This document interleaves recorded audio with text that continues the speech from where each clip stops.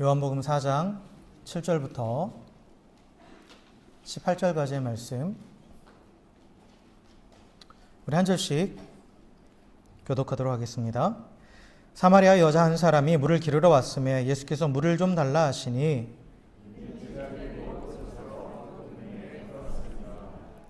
사마리아 여자가 이르되 당신은 유대인으로서 어찌하여 사마리아 여자인 나에게 물을 달라 하나이까 하니 이는 유대인이 사마리아인과 상종하지 아니함이로라.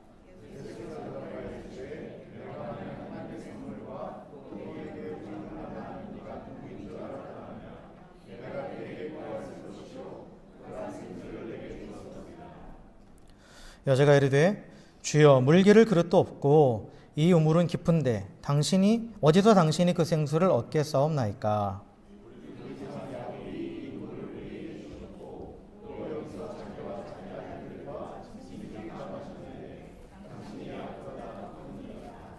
예수께서 대답하여 이르시되 이 물을 마시는 자마다 다시 목마르느니와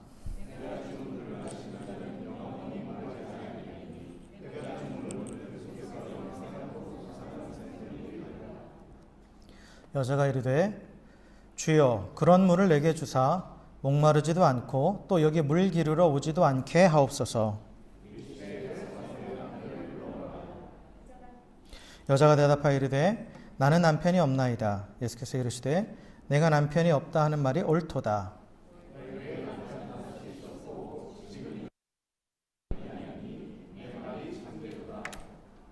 아멘. 마이크 켜졌어요? 할렐루야. 이렇게 기운이 없으세요? 할렐루야. 네, 우리 옆에 계신 분하고 이렇게 인사했으면 좋겠습니다. 당신의 얼굴 보니 내 마음이 참 시원해집니다. 이렇게 인사합시다. 네. 네. 예. 우리가 살다 보면 참 많은 만남이 있죠. 만남이 참 중요하죠. 그래서 만남이라는 노래, 만남에 대한 주제를 가지고 노래도 많지, 이별에 대한 주제도 많은데, 네, 만남의 종류는 여러 가지가 있습니다. 그죠? 잘못된 만남도 있고, 그리고 잘된 만남도 있고, 뭐 좋은 만남, 유익한 만남 여러 가지가 있죠. 네. 네, 근데 저는 크게 이제 이 만남을 두 종류로 이렇게 나눠보고 싶어요. 의미 있는 만남과 의미 없는 만남. 이렇게 두 종류로 나눠보고 싶습니다. 우리는 뭐 하루에도 수없이 많은 사람들을 만나잖아요. 그죠? 만나고 헤어집니다. 근데 그 가운데 나에게 의미가 남는 만남이 있고, 그냥 아무 의미 없이 흘러간 그런 만남들이 있죠. 예. 그런데 어떤 만남이 의미 있는 만남이냐? 결국 나에게 있어서 어떤 영향력을 끼치는, 나의 삶에 어떤 영향력을 끼치는 만남이 의미 있는 만남이 되는 거겠죠. 예. 성경에도 보면 이 만남에 대한 얘기들이 참 많습니다. 특별히 이 요한복음은 예수님이 어떤 사람들과 만나는 그 모든 만남들에 대해서 좀 더 다른 복음서보다 자세하게 기록하고 있어요. 자세하게 기록하고 있습니다. 특별히 요한복음 3장부터 5장까지에 보면 예수님과 만난 세 사람이 등장하죠. 요한복음 3장에서는 니고데모를 만나시고 4장에서는 사마리아 여인을 만나시고 5장에서는 이제 38년의 병자를 만나세요. 근데 요한복음 3장과 4장과 5장의 말씀은 사실 다 연결되는 말씀이에요, 서로. 별개의 사람들인데, 그런데 결국 죄 가운데 있는 인간의 모습을 가장 적나라하게 보여주는 그런 유형들의 사람들입니다. 그래서 니고데모와 이 사마리아 여인은 사실 좀 반대되는 성향의 사람이고, 그리고 38년 된 병자는 이 니고데모와 사마리아 여인이 실질적으로 처해 있는 상황이 그 38년 된 병자와 같다. 아무 소망 없고 헛된 소망을 붙잡고 있는 그런 무능력한 그러한 모습이다라는 것을 보여주고 있어요. 그래서 3장과 4장과 5장을 이렇게 이어서 읽어보시면 그 의미가 확실하게 와 닿으실 겁니다. 그래서 모든 인간이 다 그 부류에 들어가는 거예요. 모든 인간이. 결론적으로 예수님의 만남에 대해서 보면 예수님께서 이 아무 소망 없고 절대적으로 무능력한 인간들을 찾아가서 만나주신다라는 거예요. 찾아가서 만나주신다라는 거죠. 자기 스스로 절대로 자신의 영적인 문제를 해결할 수 없는 자들에게 예수님께서 먼저 찾아가셔서 그들과 만나주시고 또한 그들에게 구원의 길을 보여주시는 내용들이죠. 특별히 오늘 본문은 예수님과 한 사마리아 여인과의 만남에 관한 말씀입니다. 우리가 뭐 잘 아는 말씀이죠. 잘 아는 말씀이에요. 근데 이 사마리아 여인과의 만남이 사실 전형적인 그리스도인의 구원의 과정을 잘 보여주고 있어요. 가장 확실하게 보여주는 그러한 내용입니다. 그래서 이 사마리아 여인과 예수님과의 만남을 우리가 좀 자세히 들여다보면서 몇 번에 걸쳐서 제 계획은 이제 이번 주 다음 주인데 어쨌든 간에 시간이 허락되는 대로 이 말씀을 좀 자세히 들여다보면서 예수님과 만남이 어떤 의미인지에 대해서 한번 살펴보고자 합니다. 사실 원래 이번 주 말씀은 이게 아니에요. 다른 걸 준비해놨었는데 콘티가 이게 올라왔더라고요. 그래가지고 말씀을 찬양을 딱 보면서 예전에 한번 이 말씀 나누겠다는 생각이 있었는데 또 찬양을 보면서 그래 이번 주에 한번 계속해서 이 말씀을 나눴으면 좋겠다라는 마음이 들어서 바꾼 거예요. 콘티도 기도하면서 잘 짜시면 네. 어쨌든 간에 우리가 오늘 본문을 들여다보기 원하는데 사실 우리가 본문이 너무 길어서 앞에 부분을 지금 읽지 않았어요. 근데 오늘 본문은 3절부터 시작되는 거죠. 3절부터 시작됩니다. 3절에 보면 이렇게 기록되어 있습니다. 유대를 떠나사 다시 갈릴리로 가실새 사마리아를 통과하여야 하겠는지라. 사마리아에 있는 수가라 하는 동네에 이르시니 야곱이 그 아들 요셉에게 준 땅이 가깝고 거기 또 야곱의 우물이 있더라. 예수께서 길 가시다가 피곤하여 우물 곁에 그대로 앉으시니 때가 6시쯤 되었더라 라고 이렇게 기록되어 있죠. 그러니까 이 부분은 오늘 예수님과 이 사마리아 여인과의 만남에 대한 배경을 먼저 말씀하고 있는 거죠. 배경이에요. 그래서 시간과 장소에 대해서 지금 얘기하고 있죠. 시간과 장소. 그래서 보니까 예수님께서 유대를 떠나서 갈릴리로 지금 가신다라는 거예요. 근데 갈릴리는 이 팔레스타인 지역에서 북쪽을 가리키는 거고 유대는 이 남쪽 지방을 가리키는 말이에요. 그래서 이 남쪽에서 이제 북쪽으로 올라가신다라는 거죠. 근데 그 사이에 사마리아라는 지역이 있어요. 그러니까 그 지역을 이제 예수님께서 거쳐서 지금 가신다라는 거예요. 가신다라는 거죠. 그런데 이 당시에는 교통수단이 없으니까 걸어가시든지 해야죠. 그렇다고 예수님이 풍족해서 말을 타고 다니신 것도 아니고. 그러니까 이제 걸어서 이제 거기 가시는 거예요. 그러니까 오랜 도보 여행으로 인해서 몹시 피곤해지신 예수님께서 사마리아 지역의 수가라 하는 동네에 딱 발걸음을 멈추신 거예요. 수가라는 동네에 발걸음을 멈추셨는데 그때 시각이 6시쯤 되었더라 라고 되어 있죠. 6시. 그렇죠? 유대인의 시간과 오늘날 그 성경에 나온 시간과 오늘날의 시간을 계산하는 건 아주 쉽습니다. 더하기 6 하면 돼요. 더하기 6. 그럼 이때 6시면 지금 낮 12시를 말하는 거죠. 낮 12시예요. 낮 12시. 그래서 낮 12시에 이 수가라는 이 마을에 도착을 했는데 근데 제자들이 이제 먹을 것을 구하러 가고 지금 예수님은 혼자 우물 곁에서 앉아 계신다라는 거죠. 앉아 계시는 거예요. 근데 그때 한 사마리아 여인이 물을 길러 우물로 나왔습니다. 그래서 이제 얘기가 시작이 되는 거죠. 시작이 되는 거예요. 그래서 오늘 그 예수님과 사마리아 여인의 만남의 배경은 시간적으로 낮 12시, 장소는 사마리아에 있는 수가라는 마을의 우물가, 그리고 등장인물은 예수님과 사마리아 여인이죠. 예수님은 우물 곁에 쉬고 계시고 사마리아 여인은 물을 길러 나왔습니다. 근데 이제 어떤 사건이 일어날 때 그 사건이 일어난 시간과 장소가 참 중요한 역할을 할 때가 있어요. 그렇죠? 사실 오늘 본문에서도 이 시간과 장소가 정말 중요한 의미를 가지고 있습니다. 그래서 자세하게 써놨어요. 그 시간에 대해서, 그 장소에 대해서 아주 자세하게 기록을 하고 있죠. 왜냐하면 이 시간과 장소가 이 만남 가운데서 예수님이 의도하신 바가 무엇이고 그리고 지금 예수님 앞에 나와 있는 이 사마리아 여인이 어떤 사람인가를 보여주는 가장 중요한 단서가 되기 때문이에요. 그래서 시간은 낮 12시, 장소는 사마리아에 있는 수가라는 성의 마을의 우물가. 이것이 어떤 의미인지 하나하나 좀 들여다보기 원하는데 먼저 장소를 보면 사마리아에 있는 수가라는 마을의 우물 곁이란 말이에요. 근데 지금 보면 예수님께서 이제 갈릴리로 가실 때 사마리아 지역을 통과해서 가셨어요. 근데 당시 남쪽의 유대 지역에서 북쪽의 사마리아로 가는 길은 두 갈래 길이 있었습니다. 두 가지 길이 있었어요. 첫 번째 길은 뭐냐면 지금 예수님이 가시는 것대로 이 사마리아라는 땅을 통과해서 가는 길이에요. 통과해서 가는 길이에요. 그게 가장 빠른 길이에요, 사실. 가장 빠른 길입니다. 그런데 두 번째는 또 어떤 길이 있냐면 이 사마리아를 통과하지 않고 베레아와 데가볼리를 거쳐서 이 사마리아를 지나지 않고 이렇게 우회해서 가는 길이에요. 그러니까 좀 먼 길이죠. 돌아가니까. 근데 당시 대부분의 유대인들은 지름길인 이 사마리아를 통과하는 길로 가지 않았어요. 가지 않고 멀리 우회하는 길을 택했다라는 거예요. 그러니까 예수님이 이 길을 택하신 것도 의도가 있는 거죠. 의도가 있는 거예요. 왜냐하면 당시 유대인들과 사마리아인들은 서로 상종하지 않았어요.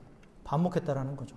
그러니까 사마리아인이라고 하는 사람들, 사마리아인을 우리가 흔히 부르는, 그리고 이 사마리아 지역, 거기에 살고 있는 사람들이 사마리아인이라고 부르는데, 그들은 어떤 배경을 가지고 있냐면, 원래 이 사마리아 지역은 이스라엘의 남유다와 북이스라엘로 분열되었을 때, 분리되었을 때, 이 북이스라엘의 수도예요, 수도. 북이스라엘의 수도가 사마리아라는 이 산에 있었어요. 거기를 사가지고 도시로 개발을 했어요. 그래서 당시 북이스라엘 수도가 사마리아예요. 그래서 사마리아인 하면 보통 북이스라엘 사람을 가리키는 말이기도 해요. 그런데 아수르에 의해서 북이스라엘이 멸망하고 났을 때 그 아수르가 어떤 정책을 펼쳤냐면 북이스라엘에 살고 있던 사람들을 다 어디로 보내냐면 다른 지역으로 보내요.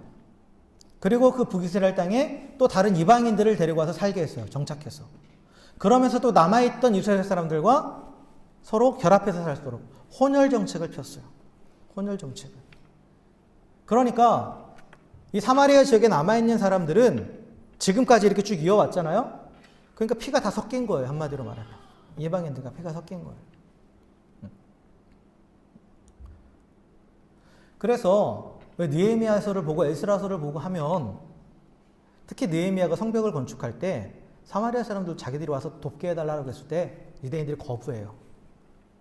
너희들은 이미 피가 섞여 있는 종족이기 때문에 우리와 너희는 함께 할 수 없다 하면서 거부합니다. 그러니까 이제 사마리아 사람들도 유대인들을 공격하고 그때부터 이렇게 쭉 서로 반목의 골이 깊어져 가 있는 거예요. 그게 지금까지 내려온 겁니다. 지금까지 내려온 거예요. 그러니까 유대인들은 한마디로 이 사마리아 사람들을 다른 이방인보다도 더 못하게 생각했어요. 유대인들은 이방인들을 개만 또 못하게 여겼죠. 근데 그 이방인보다 더 못하게 여긴 게 사마리아 사람이에요. 사마리아 사람. 그래서 예수님의 비유에 선한 사마리아인의 비유가 나오죠. 사마리아인이 유대인을 도와줘서 선한 사마리아인, 그리고 이 사마리아인이 너희의 이웃이 되었다. 너희도 사마리아인처럼 이웃이 되라라고 하신 그 예수님의 비유는 당시 유대인들에게는 파격적인 거예요. 그들이 가장 어떻게 보면 사람을 이렇게 분류를 한다고 쳤을 때 가장 밑바닥에 있다고 생각하는 그 사마리아 사람을 선하다고 말씀하시고 그들이 너희 이웃이다 라고 말씀하셨기 때문에 당시에 엄청나게 파격적인 말씀인 거죠. 그러니까 어쨌든 간에 근데 오늘 말씀에서 예수님은 그 지역을 지금 지나가고 계시는 거예요. 예수님은 유대인이잖아요. 유대인이고 또한 당시 랍비라고 불렸어요. 그러니까 선생님, 즉 종교 지도자로 여겨졌던 분이에요. 그러니까 예수님은 사실 이 사마리아로 가시면 안 돼요. 가시면 안 돼요. 그 사람들과 또 접촉해서도 안 돼요. 당시의 관습과 사회적인 그 룰에 따르면 그러시면 안 되는데, 근데 예수님은 그곳을 일부러 지나가셨다라는 거예요. 지나가셨다라는 거죠. 그리고 또한 많은 마을들이 있는데 그 마을들 중에 수가라 하는 마을에 딱 도착을 하신 거예요. 그리고 거기서 멈추신 거예요. 더 가셔도 되는데. 물론 지쳐서 그렇다고 성경은 이렇게 나와 있지만 사실 더 가셔도 돼요. 더 가셔도 됩니다. 그런데 그 수가라는 마을에 딱 멈추세요. 그리고 그곳에 제자들이 이제 먹을 것을 구하라고 하죠. 낮 12시니까 이제 배가 고팠겠죠. 먹을 것을 구하러 가고. 근데 예수님만 지금 낮 12시 한낮에 지금 우물 곁에 앉아 계신 거예요. 우물 곁에. 근데 이 우물이라는 장소도 사실 쉬어가는 장소가 아닙니다, 사실. 우리가 생각하기엔 우물이니까 이제 그늘도 있고 거기에 이렇게 물도 떠마실 수 있고 그렇게 돼 있을 거라고 생각하는데 절대 그러지 않아요. 팔레스타인 우물 지역은 기본적으로 다 원래 막혀 있어요. 막 뚜껑을 덮어놔요. 기본적으로. 물이 귀한 곳이기 때문에. 귀한 곳에 뚜껑을 덮어놓고 또 물을 얻기 위해서도 깊숙이 내려가야 돼요. 깊숙이 내려가야 돼요. 그러니까 예수님과 사마리아인의 이 대화 가운데 그게 나오잖아요. 11절에 보니까 주여 물기를 그릇도 없고 이 물은 깊은데 당신이 어디서 물을 얻겠습니까? 이렇게 말하죠. 그러니까 아주 깊고 물기를 그릇도 당연히 없죠. 예수님한테는. 그러니까 잠시 쉴 만한 곳이 아니에요, 사실. 그리고 이 우물은 대부분 다 마을 밖에 있어요. 마을 밖에 있단 말이에요. 근데 예수님이 그 곁에 딱 앉아 계신 거죠. 아무리 목이 말라도 누가 와서 물을 퍼주지 않는 이상 마실 수 없어요. 근데 그때가 몇 시예요? 낮 12시예요. 낮 12시는 아무도 물 길러 오지 않는 시간입니다. 아무도 물 길러 오지 않아요. 팔레스타인 지역은 사막 광야지대이기 때문에 낮에 얼마나 뜨겁습니까? 지금 오늘 덥잖아요. 이 더위에 물 길러 나가겠어요? 그리고 떼약볕까지 내려지는데, 그래서 사람들은 다 이른 새벽이나 아니면 저녁 때 시원할 때 물을 길러 갔단 말이에요. 물을 길러 갔어요. 그러니까 이 낮 12시에 이 우물가에는 아무도 없는 거예요. 아무도 없는 거예요. 그리고 쉴만한 장소도 아니에요. 그런데 예수님은 그 자리에 거기에 딱 앉아 계셨다는 거예요. 마치 누구를 기다리시는 것처럼.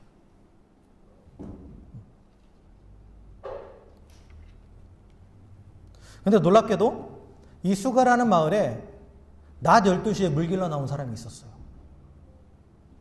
낮 12시에 물 길러 나온 한 여인이 있었다라는 거죠. 그녀는 평소에도 이 낮 시간에 나와서 물을 길어 갔다라는 거예요.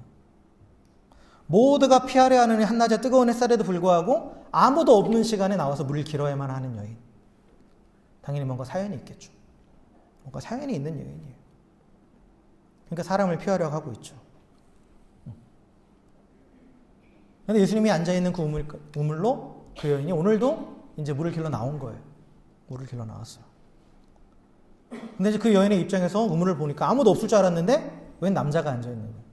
그리고 행색을 보니까 유대인이에요. 그러니까 처음에 그냥 무시하고 지나쳤겠죠. 무시하고 지나쳤을 거예요. 그리고 뭐 빨리 물만 깃고 이제 가려고 했겠죠, 집에. 근데 예수님이 어떻게 합니까? 그 순간 그녀에게 말을 거시죠. 물을 좀 달라.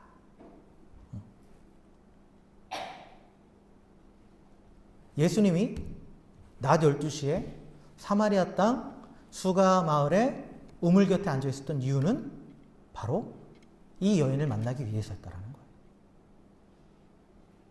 이 여인, 이 사연이 있는 여인, 사람을 피해야만 하는 이 여인을 만나시기 위해서 당시의 모든 관심이나 이 모든 것들 다 깨버리고 상식적으로 말이 되지 않는 시간에, 상식적으로 말이 되지 않는 장소에 가 계셨던 거예요. 이 한 여인 때문에. 그러니까 우연이 아니에요, 사실. 예수님이 거기에 가신 게 우연이 아니고 우연히 여인을 만난 게 아니라 예수님은 다 계획과 의도를 가지시고 그곳을 가셨다라는 거죠. 그리고 기다리셨다라는 거예요. 그렇다면 이 여인이 어떤 여인이길래, 어떤 사람이길래 예수님께서 그 여인 한 사람을 위해서 그 모든 사회적 관습과 모든 거 다 깨버리고 상식을 다 깨버리고 그 우물가에 가서 기다리고 계셨을까? 우리가 뒤에 나오는 성경의 내용들을 보면 이 여인에 대한 정보를 우리가 알 수 있어요. 사람들을 피해야 되는 여인. 사람을 왜 피해야 됩니까? 자신을 보면 비난하고 조롱하고 정죄하고. 그렇기 때문에 피하는 거죠. 그러니까 피하는 거예요. 근데 이 여인을 들여다보니까 어떤 여인이에요? 예수님이 나중에 얘기하시는데 남편이 5명 있었고 지금도 다른 남자랑 살고 있단 말이죠. 쉽게 말하면 행실이 불량한 여인이었다라는 거죠. 당시의 그 사회상으로 봤을 때는. 그러니까 그 여인을 볼 때마다 사람들은 다 수근거리고 조롱하고 손가락질 했겠죠. 그러니까 그게 싫어서 피한 거죠. 사람들도 그녀가 오는 것을 탐탁치 않게 여기고 그녀 역시 그런 사람들이 눈길이 싫어서 사람을 피해야 되는 그런 여인이에요.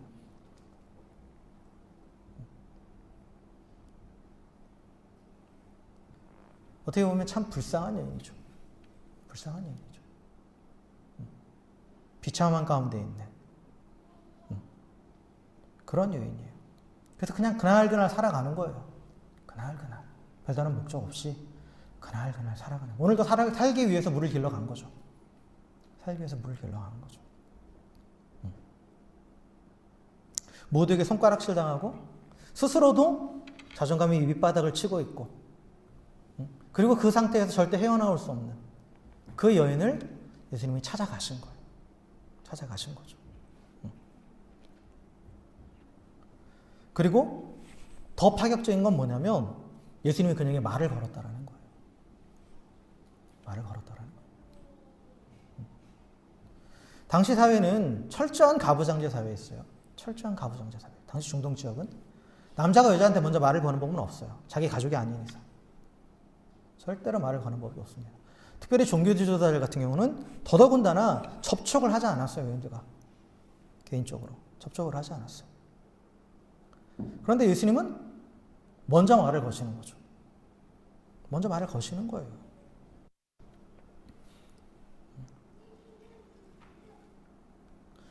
사마리아인이고 여잔데 유대인이면서 랍비인 예수님께서 먼저 말을 거셨다? 이건 정말 당시엔 상상할 수 없는 일이에요. 상상할 수 없는 일이죠. 그러니까 예수님이 먼저 찾아가셔서 만나주시는 거예요. 그것도 적극적으로 만나주시는 거예요. 먼저 가서 있으니까 네가 나한테 와서 아는 체해 이게 아니라 먼저 가서 아는 체 하시는 거죠. 먼저 가서 만나주시는 거죠.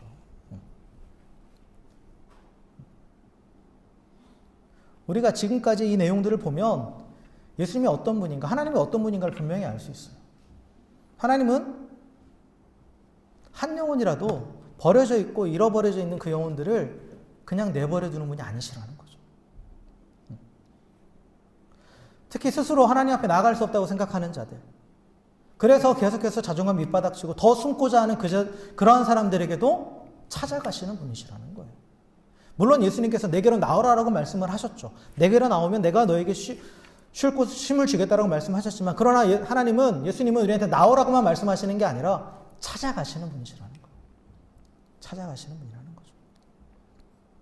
성경에 보면 그런 예들이 많이 있습니다. 오늘 나오는 이 수가성의 여인도 그렇고요.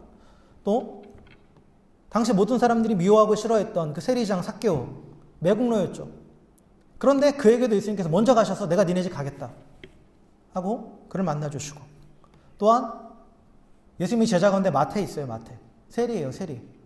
그 사람에게도 예수님께서 먼저 찾아가서 나를 따르라고 말씀하시고, 이 뒤에 나오는 38년의 병자에게도 예수님께서 일부러 찾아가시죠. 일부러 먼저 찾아가세요. 수많은 사람들을 예수님께서 먼저 찾아가세요. 일부러 찾아가세요. 일부러. 예수님을 만날 수 없는 사람은 없는 거예요. 내 스스로도 자격이 없고 나는 절대 나 같은 사람은 예수님 못 만날 거야 생각하는 그런 사람조차도 예수님은 찾아오신다라는 거예요. 모든 사람이 피하는 사람에게도 예수님을 찾아가서 만나 주신다라는 거죠. 절대 가리지 않으신다라는 거예요. 우리가 전도하다 보면 그런 분들이 있어요. 나 같은 사람이 어떻게 염치 없게 예수님 믿고 구원받겠어. 나는 그럴 자격 없어. 하면서 겸손하게 말씀하시는 분인데 그건 겸손이 아니에요.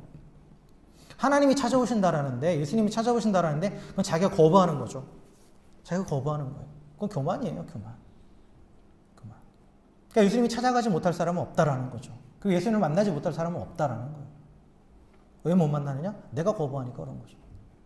내가 거부하니까. 예수님은 지금도 우리를 찾아오고 계시는 거예요. 매 순간순간. 우리가 살면서, 물론 여기 계신 분들은 한 번 정도 예수님을 만나는 경험이 있었겠죠. 그래서 또 이 자리에 있겠고. 그러나 또 삶을 살아가다 보면 때로는 쓰러지는 나의 모습 때문에, 연약해서 또 죄짓고 다시 돌아가는 나의 모습을 보면서 이런 나도 예수님께서 받아주실까? 어떻게 또 내가 똑같은 죄를 또 짓고 염치 없이 하나님 앞에 나아갈 수 있을까? 안 돼. 스스로 포기해버리는 사람들이 있어요. 근데 그러한 자들에게도 예수님을 찾아오신다라는 거예요. 그것도 먼저. 내가 찾지 않아도 찾아오신다라는 거예요.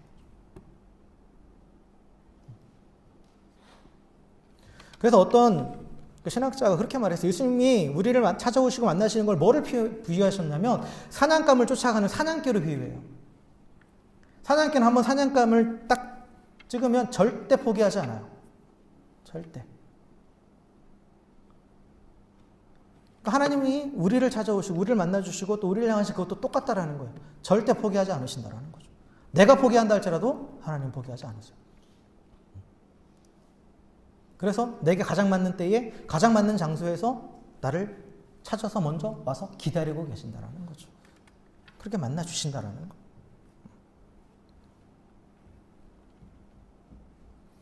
오늘도 우리를 찾아오시는 그 주님을 바라보면서 그 주님과의 만남을 소망하시는 저 여러분들에게 주의 이름으로 축원합니다. 자, 이야기를 계속해 나가면 이제 예수님께서 사마리아 여인에게 이제 물을 달라고 하시잖아요. 물을 달라. 사실 예수님께서 물을 달라 하신 것은 목말라서가 아니에요. 목이 말라서가 아니죠. 나중에 나와요. 예수님은 이미 다 배가 부르고 나는 이미 다 제자들한테 나는 뭐 먹지 않아도 배가 부르고 하다고 막 말씀을 하세요. 근데 예수님께서 물을 달라고 하신 것은 그녀와 이야기하기 위해서죠. 그녀와 이야기하기 위해서요. 그러니까 이 여인의 입장에서는 처음 겪는 일이죠. 처음 겪는 일이에요. 그것도 유대인 남자가 자신한테 말을 거니까 그러니까 당황했겠죠. 그 경계했겠죠. 그러니까 9절에서 이렇게 말하잖아요. 당신은 유대인으로서 어찌하여 사마리아의 여자인 나에게 물을 달라 하나이까. 그녀가 생각해도 이거는 말이 되지 않는다.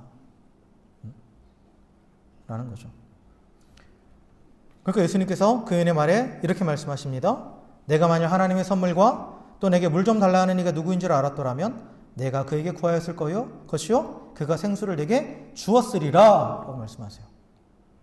사실 여러분 이 예수님과 여인과의 대화 내용을 자세히 들여다보시면 안 맞아요. 앞뒤가 동문서답 같아요. 그러니까 여인은 왜 나한테 물 달라고 합니까? 라고 했다면 정상적인 대답은 뭐예요? 아, 나 목말라서 네 물 깃는 김에 나도 좀 줘. 이렇게 말씀하시는 게 맞는 건데 예수님이 목말라서 물 달라고 하신 게 아니죠. 예수님 뭐라고 말씀하셨어요? 오히려 내가 누구인지 네가 알면 나한테 물 달라고 할 거야 라고 말씀하시는 거예요. 나한테 물 달라고 할 거야. 그러니까 대화의 내용이 처음에는 육신의 갈증을 해소하는 그 물에서 뭐로 지금 전환되냐면 영혼의 갈증을 해소하는 것으로 지금 바꿔 가시는 거예요. 대화를 그렇게. 그러면서 예수님께서 그 여인에게 내가 너의 갈증을 해소해 줄 수 있다. 내가 너에게 하나님의 선물을 줄 수 있다. 라고 지금 그렇게 말씀하시는 거예요. 이 말씀 안에 예수님께서 이 여인을 찾아오시고 만나주신 목적이 나와 있어요. 그건 뭐냐? 영혼의 갈증을 해소해 줄 생수, 그 하나님의 선물을 주시기 위해서 이 여인에게 찾아오셨다라는 거죠. 찾아오셨다라는 거예요.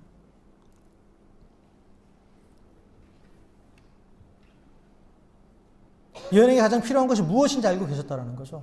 예수님은. 그리고 내가 그것을 줄 수 있다라고 말씀하시는 거예요.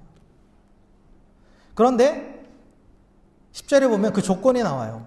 내가 너에게 생수를 줄 수 있는데 언제 줄 수 있냐? 네가 내가 누구인지 알고, 즉 그 여인한테 내가 누구인지 알고 나한테 구해라. 그러면 네가 원하는 그 생수를 내가 주겠다라고 말씀하시는 거예요. 그러니까 하나님이 주시는 그 선물, 이 생수는 예수님이 누구신지 알고 그 예수님께 구할 때 얻게 되는 거예요. 얻게 되는 거예요. 근데 이 생수를 이 여인도 갈망하고 있었다라는 거죠. 갈망하고 있었다라는 거예요. 15절에 보면 여자가 이르되 주여 그런 물을 내게 주사 목마르지도 않고 또 여기 물 길러 오지도 않게 하옵소서. 구하고 있죠. 간절히 구하고 있는 거예요. 이 여인도 스스로 알고 있는 거예요. 느끼고 있는 거예요. 나한테 지금 이 채워지지 않는 이 영적인 갈급함이 있는데 이걸 채워야 된다. 근데 그 예수님께서 주시겠다고 하니까 달라고. 그렇게 요청하고 있는 거죠. 그래서 예수님이 주시는 생수가 어떤 거라고 예수님께서 13절에서 14절에서 말씀하시죠. 그 물을 마시는 자는 영원히 목마르지도 않고 그 물은 그 속에서 영생하도록 솟아나는 샘물이 된다. 네가 원하는 그 영원한 갈증을 완전히 해소시켜 줄 뿐만 아니라 그 안에서 솟아나는 그러한 물이다 라고 말씀을 하세요. 자, 그렇다면 예수님이 말씀하시는 이 생수가 뭘까요? 이 생수가, 예수님이 말씀하시는 이 생수는 바로 하나님의 구원입니다. 구원. 하나님의 선물이신 구원이에요. 구원. 그러니까 성경에서 구원을 말할 때 여러 가지를 가지고 비유를 합니다. 근데 그 중에 대표적인 것이 바로 물이에요. 물. 생수를 가지고 많이 비유를 해요. 그래서 이사야서 12장 3절에 보면 이사야가 이렇게 말합니다. 그러므로 너희가 기쁨으로 구원의 우물들에서 물을 기르리로다 라고 해요. 구원의 우물. 그래서 하나님의 구원을 이 구원의 우물에서 물을 깃는 것으로 비유하고 있죠. 즉, 이 생수는 하나님의 구원이에요. 구원은 예수 그리스도를 통해서 모든 죄가 해결되고 의인이 되는 거죠. 의인이 되는 거예요. 의인은 곧 하나님과 연결된 사람입니다. 죄인은 뭐예요? 하나님과 단절된 사람이죠. 죄는 하나님과 관계를 끊어버리는 거예요. 그래서 하나님과 관계가 끊어져 있는 상태인 사람이 죄인이에요. 그런데 하나님과 관계가 끊어지면 하나님으로부터 오는 것을 공급받지 못하죠. 공급받지 못해요. 그러니까 갈급한 거예요. 그러니까 갈급한 거죠. 그런데 의인이 되면 다시 하나님과 연결이 되는 거예요. 하나님과 연결이 되는 거죠. 그러니까 생수의 근원되신 하나님부터 계속 공급을 받는 거예요. 그리고 또한 예수님이 주시는 이 구원은 하나님과 연결만이 아니라 이제는 그 하나님께서 하나님의 영이 우리 안에 완전히 들어와 계신다라는 거죠, 이제. 그러니까 우리 안에서 샘이 솟아나는 거예요. 그러니까 영원히 목마르지 않는 거고. 또는 이 샘이 흘러서 다른 사람에게까지 그 갈급함을 해결해 줄 수 있는 그런 존재로 바뀐다라는 거죠. 이게 바로 예수님 말씀하시는 하나님의 선물, 생수입니다. 그런데 이 선물은 어느 때 받느냐? 예수님이 누구신지 알고 예수님께 구해야만 받는다라는 거예요. 예수님이 누구신지 안다라는 것은 무슨 의미냐? 예수님만이 결코 채워지지 않는 이 영혼의 갈급함으로부터 영원히 우리를 해방시키시고, 그리고 그렇게 우리를 해방시키시고 우리 안에 그 생명이 솟아나게 하시는 구원자, 그리스도이심을 믿고 시인한다라는 뜻이에요. 그게 예수님을 아는 거예요. 그래서 구원이란 예수님을 내가 그리스도를 믿고 그래서 이렇게 구할 때 얻게 되는 거예요. 얻게 된다라는 거죠. 그래서 예수님은 이 뒤에 쭉 내용을 보면 사마리아 여인과의 대화를 통해서 이제 당신이 누구인지 계속 가르쳐 주세요. 당신이 그리스도이심을 가르쳐 주십니다. 그리고 마침내 사마리아 여인은 예수님이 그리스도이심을 깨닫게 돼요. 요한복음 4장 29절에 내가 행한 모든 일을 내게 말한 사람을 와서 보라, 이는 그리스도가 아니냐, 이렇게 고백해요. 예수님이 그리스도이심을 알게 된다는 거죠. 이 대화의 과정을 통해서. 자, 그런데 아까도 말씀드렸지만 예수님과 이 여인의 대화는 일반적인 대화의 맥락과는 잘 맞지 않는다고 했어요.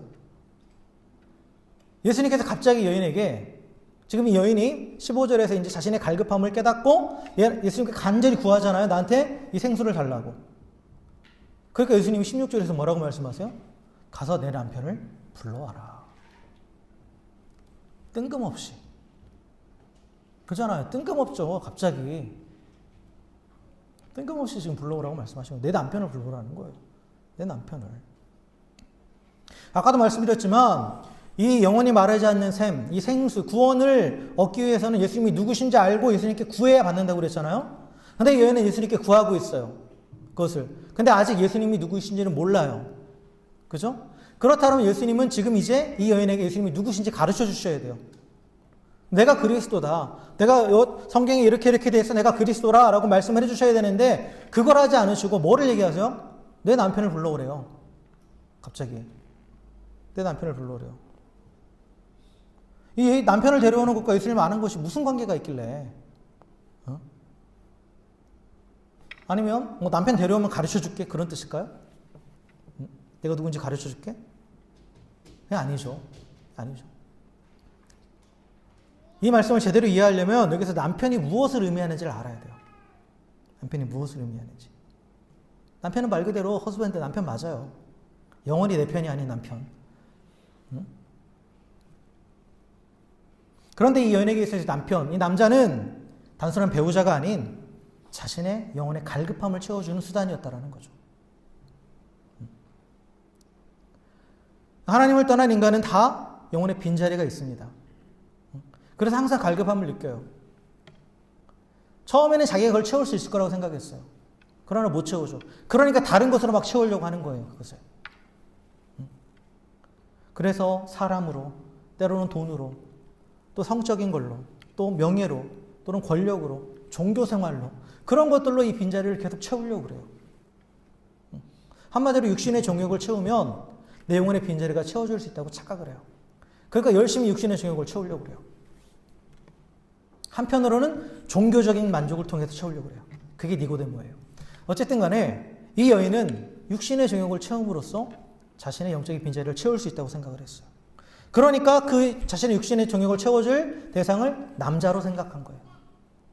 남자로 생각한 거죠. 그 남자를 통해서, 여러 남자를 통해서 그 빈자리를 채우려고 했던 거죠. 그러나 하나님의 자리를 대신할 수 있는 것은 아무것도 없죠. 아무것도 없어요. 무한하신 하나님을 유한하신 인간이 눈에 보이는 어떤 걸로 채우겠어요?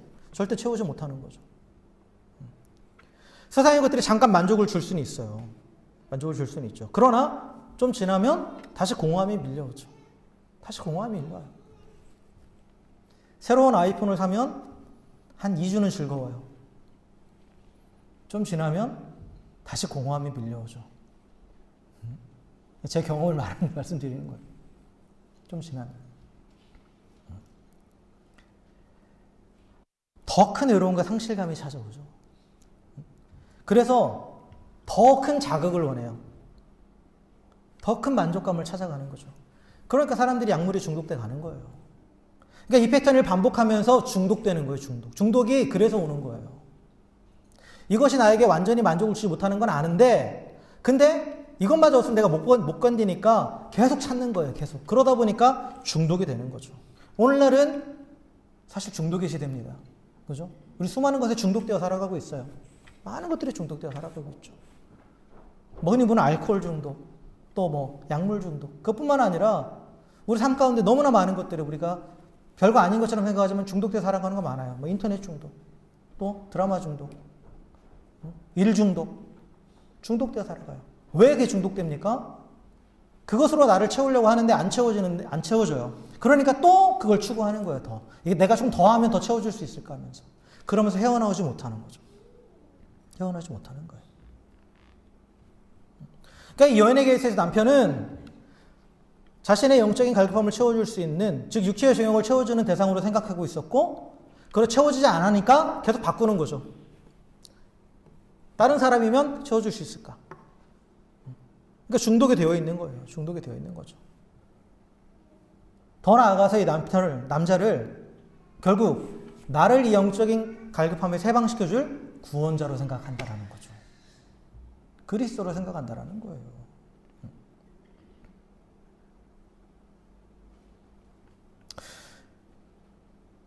예수님이 진정한 그리스도이심을 알고 그리고 그 예수님을 내 구원자로 인정하기 위해서는 먼저 해야 될 게 있다는 거예요. 내가 지금 그리스도로 삼고 있는 게 무엇인지 알아야 되고 그걸 버려야 된다는 거예요. 구원자는 둘이 될 수 없어요. 둘이 될 수 없습니다.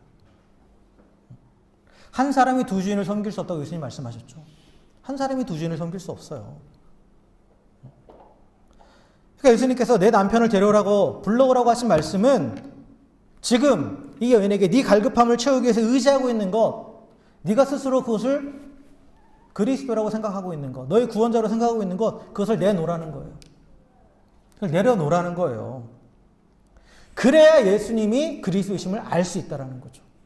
안 그러면 그것과 예수님과 동등한 위치에 놓고 보기 때문에 예수님이 진정한 그리스도이시라는 것을 깨닫지 못해요. 깨닫지 못하죠. 그런데 그 다음에 대답이 재밌습니다. 이 여인이 뭐라고 대답합니까? 나는 남편이 없나이다 라고 말하죠. 왜 없다고 했을까요? 왜? 우리가 뭐 뒤에 나오는 예수님 말씀을 보면 이미 우리도 알고 있어요. 예수님도 이미 다 알고 계셨고 이 여인에게 남편이 이미 5명이나 있었어요. 그리고 지금도 다른 남자랑 살고 있어요. 대단하죠? 남편 하나도 힘든데. 여러분 지금 남편이 만약에 이제 가시면 다른 남편 들이시겠어요? 그냥 혼자 사시지? 혼자 사는 게 편하다고 그러더라고요. 누가? 어쨌든 간에 좀 정상적이지 않은 거죠. 확실히 보면. 중독이 되어 있는 거예요. 중독이 되어 있는 거죠. 그런데 남편이 없다고 말하는 거예요. 남편이 없다고. 왜 그렇게 말했을까요? 자신의 사생활의 문란함을 숨기고 싶어서? 물론 그럴 의도도 있었겠죠. 그런데 이 남편이 없다라는 이 대답을 좀 자세히 들여다보면 지금 그녀가 어떤 상태인지 우리가 알 수 있어요. 제 생각에는 이 여인이 예수님께서 내 남편을 데려오라고 불러오라고 말씀하셨을 때 바로 이렇게 대답하진 않았을 것 같아요. 생각을 했을 것 같아요. 생각을 해봤을 것 같아요. 이 여인은 남자를 통해서 뭐 성적인 것이든 다른 어떤 것이든 이 남자를 통해서 자신의 갈급함을 채우려고 했습니다. 그런데 이 남편의 5명이라는 것은 지금까지 그 어느 누구도 그녀의 그 갈급함을 채워주지 못했다라는 거죠. 그녀는 남자를 통해서 갈급함을 채울 수 있을 거라고 생각했지만 지금까지 만났던 남자들도 그렇고 지금 있는 남자도 그렇고 자신의 갈급함을 다 채워주지는 못하고 오히려 그녀에게 돌아온 것은 사람들의 비난과 따돌림 그리고 더 큰 공허함, 외로움만이 남아있었다라는 거예요. 그러니까 이 여인은 자신의 지금 상태를 안 거예요. 중독되어 있기 때문에 여전히 남자를 찾긴 하지만 그러나 이 남자가 나의 갈급함을 채워줄 수 없다는 걸 알고 있다라는 거죠. 깨닫고 있다라는 거예요. 그러니까 나에게 남편이 없다라고 대답한 거예요. 남편이 없다. 나는 지금 어떤 것도 내 공허함을, 갈급함을 채워줄 수 없다라고 지금 고백하는 거죠. 그러니까 이 말은 지금 이 여인의 상태가 아무 소망이 없는 상태라는 거예요. 자신의 영적인 것을 채워줄 수 있는, 자신의 공허함을 채워줄 수 있는 그 어떤 의지할 만한 것이 없다라고 스스로 고백하는 거죠. 스스로. 그러니까 예수님께서 내 남편을 불러오라고 하셨을 때 이 여인이 그 질문을 듣고 단순히 그냥 눈에 보이는 그 남편만을 생각한 게 아니라 자신의 영적인 상태를 보게 된 거예요. 내 상태를. 그러면서 자신의 상태를 직면하면서 나는 남편이 없습니다. 남편이 없습니다. 라고 그렇게 대답했죠. 이것은 스스로 인정하는 거예요. 나는 지금 영적인 밑바닥이고 영적으로. 그 어떤 것도 나를 이곳에서 건져낼 수 없다라고 스스로 지금 고백하고 있는 거죠. 그러니까 예수님께서 그 여인의 대답에 대해서 뭐라고 말씀하십니까? 네 말이 맞다. 네 말이 맞다. 그리고 네가 참되다. 네가 진실하게 고백하고 있다. 라고 인정해 주시는 거죠. 인정해 주시는 거예요. 여러분 또 여기서 우리가 볼 수 있는 게 뭐냐면 예수님이 이미 이 여인이 어떠한 삶을 살고 있는지 다 아셨어요. 그러나 예수님은 너 남편 5 있었고 지금도 다른 남자 사귀는데 만족 없지 하면서 그녀를 정죄하지 않으셨어요. 정죄하지 않으셨어요. 그 여인이 먼저 고백할 때까지 기다리시는 거죠. 먼저 고백할 때까지. 그리고 그녀가 자신의 그 삶의 모습을, 그 비참함을 고백했을 때 예수님께서도 뭐라고 말씀하십니까? 네가 참된 말을 한다. 네 말이 옳다.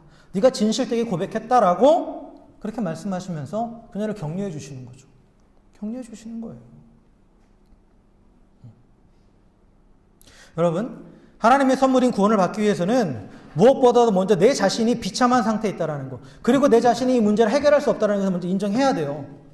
죄로 인한 절망과 완전한 무능력 가운데 있음을 깨달아야 구원과 또한 구원자, 그리스도의 필요성을 알게 되는 거예요. 그걸 깨닫지 못하는 자는 구원도 필요 없고, 그래 당연히 그리스도도 모르는 거죠. 알 수 없는 거죠. 그러나 그것을 깨달은 자만이 구원과 그리스도의 필요성을 알게 되고, 그래서 그리스도를 알 수 있게 되는 거예요. 그러니까 그리스도의 구원자 대신 예수님께 나가서 나를 구원해달라고, 나 좀 살려달라고 그렇게 요청할 수 있는 거죠.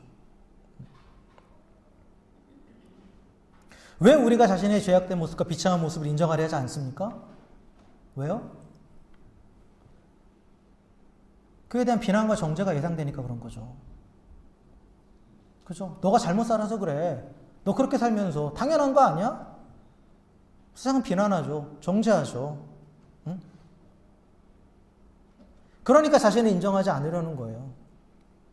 그걸 인정하면 또 내가 약한 사람처럼 보일까 봐. 그래서 우리가 인정하지 않는 거죠. 그러나 예수님은 어떠십니까? 우리가 그렇게 고백한다고 해서 절대 비난하지 않으세요. 내가 예전에 얘기했잖아. 왜 말 안 들어? 이렇게 하지 않으세요. 똑같은 데서 또 넘어져도 그걸 가지고 하나님 앞에 나아가도 너 지금 몇 번째야? 이러지 않으신다라는 거죠. 비난하거나 정죄하지 않으신다라는 거예요. 오히려 우리의 연약함과 죄악됨을 고백하는 우리에게 네가 진실되구나 라고 그렇게 우리를 인정해 주시고 우리를 세워주시고 격려해 주신다라는 거예요. 여러분 영적인 갈급함에서 해방되기 원하십니까? 그렇다면 내 자신에 있는 모습 그대로 하나님 앞에 인정하십시오. 자존심 세우지 마세요. 내가 신앙생활 몇 년을 했는데 내가 지금 이런 모습이 나는 용납이 안 돼 하면서 스스로 막 인정 안 하려고 하는 사람들이 있어요. 신앙생활 몇 년 한 거 아무 상관없어요. 내가 지금 목사인데, 내가 지금 뭐 장로인데, 내가 뭔데 지금 나 이런 모습 나도 용납할 수 없어. 인정할 수 없어. 하나님 앞에 자존심 세운다는 것은 교만이에요. 교만이죠. 내가 인정할 때 하나님께서 우리 마음을 만지시면서 그때부터 이제 역사가 시작되는 거예요. 지금 이 여인에게 예수님이 결국 궁극적으로 구원을 이제 주시려고 왔는데 그 구원이 시작되는 것은 이 순간부터예요. 스스로 인정했을 때. 그 이전까지 대화에서는 사실 여기까지 들어가지 못해요. 그런데 이 여인이 자신의 상태를 인정한 그 순간부터 이제 그 안에서 그 말씀이, 하나님의 말씀, 또 예수님께서 하시는 그 모든 일들이 이제 일어나기 시작하는 거예요. 그래서 그 대화의 패턴이 쭉 바뀌어 나가죠. 대화가 점점 깊어져 가요. 더 깊어져 갑니다. 여러분, 예수님 앞에서 나의 모습을 숨기려 하지 마십시오. 있는 모습 그대로 나의 구원자이신 예수님께 나아가십시오. 그리고 주님의 도우심을 구하십시오. 절대 정죄하지 않으시고 구원해 주시는 그 주님의 은혜를 누리게 될 줄 믿습니다. 말씀을 정리하겠습니다. 예수님의 관심은 한 사람이에요. 한 사람. 그 한 사람이 바로 나입니다. 나 자신이에요. 예수님은 지금도 우리들 한 사람 한 사람을 1대1로 만나기 원하세요. 무리로 만나는 것이 아니라 한 사람 한 사람 1대1로 만나기 원하신다는 거예요. 그래서 우리를 만나시기 위해서 먼저 찾아오셔요. 계속. 우리를 만날 만한 때에 또한 우리를 만날 만한 곳으로 미리 오셔서 기다리고 계신다는 거예요. 기다리고 계신다는 거죠. 그래서 우리에게 구원의 선물을 주시고 또 우리의 모든 갈급함을 채워주시기를 원하십니다. 그런데 예수님이 누구에게나 찾아오신다고 해서 모두가 다 예수님을 만나는 변화가 일어나는 그런 의미 있는 만남이 되진 않아요. 예수님 당시에도 수많은 사람들이 예수님을 만났지만 많은 사람들에게 그 만남은 그저 의미 없는 만남으로 끝났어요. 예수님과의 만남이 의미 있는 만남이 되기 위해서는 내가 의지하고 있던 그 남편을 내려놔야 돼요. 그 남편을. 내가 그리스도로 삼고 있었던 이 세상의 헛된 것들을 버려야 되고 내 자신의 모습을 솔직하게 하나님 앞에, 예수님 앞에 고백하며 나아가야 돼요. 있는 모습 그대로. 가리려 하지 말고, 숨기려 하지 말고 있는 모습 그대로 가지고 나아가야 돼요. 그럴 때 예수님을 진정한 그리스도를 알게 되고, 그리고 예수님과의 만남이 그리스도께서 나를 만나심으로 인해서 변화시키시고 나를 새롭게 하시는 그런 의미 있는 만남이 되는 것입니다. 사랑하는 여러분, 여러분의 영적인 공허함과 갈급함을 채우기 위해서 무엇을 의지하십니까? 여러분이 남편으로 삼고 있는 것, 그것은 무엇입니까? 우리가 예수님을 대신해 다른 것들을 그리스도로 삼으려 했던 모든 시도가 실패했으며 또 그로 인해서 절대로 헤어나올 수 없는 절망과 비참한 상태에 빠졌음을 인정할 때 예수님은 우리를 정죄하지 않으시고 우리를 품어주십니다. 우리의 그리스도가 되어주셔서 우리를 회복시키시고 우리를 새롭게 하십니다. 그 당신의 보혈로 깨끗게 하시고 또 날마다 구원의 기쁨을 회복시켜 주십니다. 그리고 우리 안에 새로운 일을 시작하셔서 우리 안에 생명의 강, 이 생수의 강이 솟아나게 하십니다. 예수님과의 만남이 의미 없는 만남이 아닌 의미 있고 생산적인 만남이 되기를 주의 이름으로 축원합니다. 예수님은 나의 삶의 자리에 어디에서나 찾아오셔서 우리를 만나주십니다. 그래서 그 주님 앞에 항상 있는 모습 그대로 솔직하게 나의 죄악된 모습과 나의 연약한 모습, 사람들 앞에 이렇게 부끄러운 모습이라 할지라도 꾸짖지 않고 정죄하지 않으시는 그 주님 앞에 솔직하게 가지고 나아가서 주님만이 구원자이십니다. 주님 없으면 아무것도 할 수 없습니다. 라고 고백하면서 주님과 예수님과 계속해서 만남을 이어가는 저 여러분들 주의 이름으로 축원합니다. 그래서 그 만남은 의미 있는 만남이 되어서 우리 삶 가운데에 날마다 영적인 갈급함이 채워지고 또 흘러넘쳐서 그것이 내 주변의 모든 이들에게까지 또한 그 선하게 영향력을 미칠 수 있는 저 여러분 되기를 다시 한번 주의 이름으로 간절히 축원합니다.